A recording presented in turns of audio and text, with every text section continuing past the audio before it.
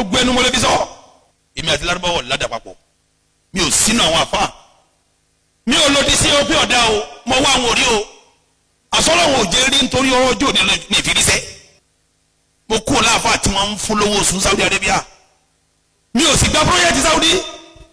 mi ò gba ti Kuwait mi ò gba Emirate mi ò gba ti Egypt mo free ìjíṣẹ́ ọlọ́wọ́ ọba alábàṣírọ̀tìn lérí ìmọ̀nà ọlọ́run ni sẹ́ẹ̀rí gbogbo tí ń bá sọ mo lè takò bọ́ọ̀lù ní bẹ́ẹ̀ ni mo lè gbé ẹmẹ́jọ kú bẹ́ẹ̀ ni mo lè gbé jọ́mẹ́tọ̀ ọ̀la jọ́mẹ́jọ ọjà bẹ́ẹ̀ ni sẹ́ẹ̀rí tó kílíà sí mi jù ni mo sọ ẹnìkan ọ̀rọ̀ mi ń sẹ́ ní tó kílíà sí mi jù lẹ́sìn tí mo rí pé yín ṣe yín fi bọ́ọ̀lù ọba mi pàdé ènìyàn náà ọlọ́run ni mo sọ èmi ò sínú àbá tí ń bá Saudi ṣiṣẹ́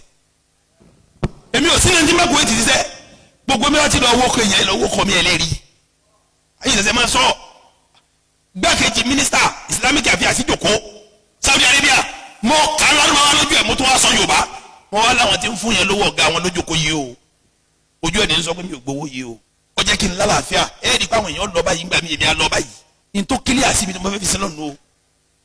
nígbà tí ìgbowó lọ́wọ́ Lárúbáwá tó ṣe pé ní tí mo ké tó yé mi ní ń wí ṣé òun lẹ́nìkan máa fàṣà sí dẹ́rùbárù mi nílẹ̀ Yorùbá ìtọ́lọ́mọ ní sọ ní ma sọ